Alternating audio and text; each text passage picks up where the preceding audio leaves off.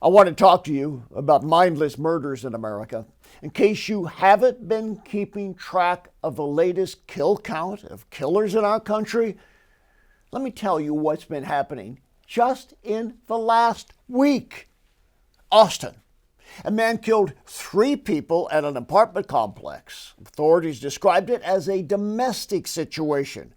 The Austin police chief said the former detective who shot the people knew and targeted his victims. Kenosha.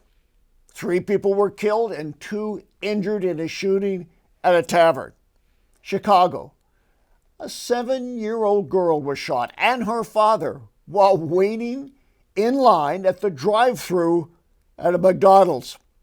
Columbus. A woman was killed and 5 were wounded as they were having a vigil for another shooting. Detroit. 4 people were shot at another shooting vigil. And in Washington, D.C., 3 men and a teenage girl were shot for no apparent reason.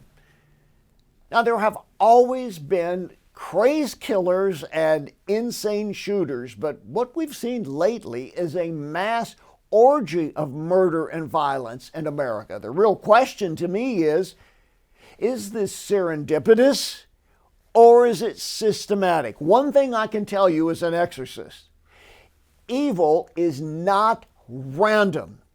The devil operates in meticulous detail. As I do my virtual and in-person encounters, I'm amazed at how complex the working of Satan is. He will reach back to an ancient curse. He will plan through multiple events, spread out over a swath of time, centuries, millennia, to bring about evil. And when we see these kinds of mass killings, we know there's a demonic intelligence behind it.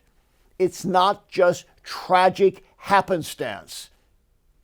I'm not saying that, for example, those 8 people who were killed at that FedEx shipping center in Indiana were evil people. No, I'm saying the killer had demonic motives.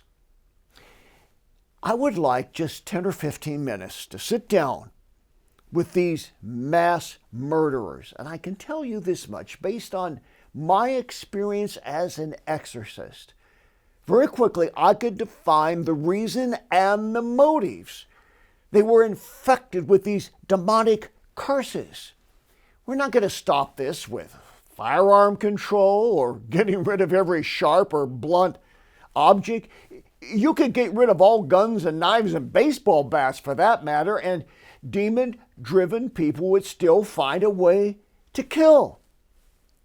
Oftentimes, this is because of ancestral evil that's in their bloodline, parental neglect, often sex abuse or domestic violence that's driving the rage of these people. It's always linked to the past. There is almost always an embedded curse causing the anger and the violence.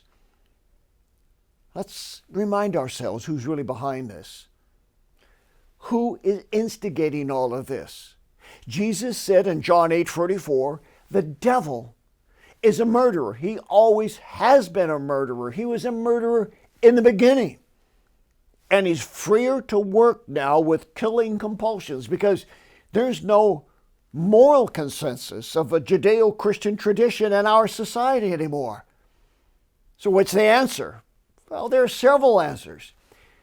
We've got to have better answers for the mental health issues people are facing in our society. Better control of drug trafficking. We need to tone down this racial rhetoric in our culture and the violent responses that people can have and get people better counseling. But not any one of these is going to solve the problem of careless killers because this is essentially a spiritual problem. And only the gospel of Jesus Christ is going to put an end to these mindless murders. And these are people who need serious exorcism and deliverance. That's the answer. And until America embraces that solution, my fear is that all too many mindless murders will continue.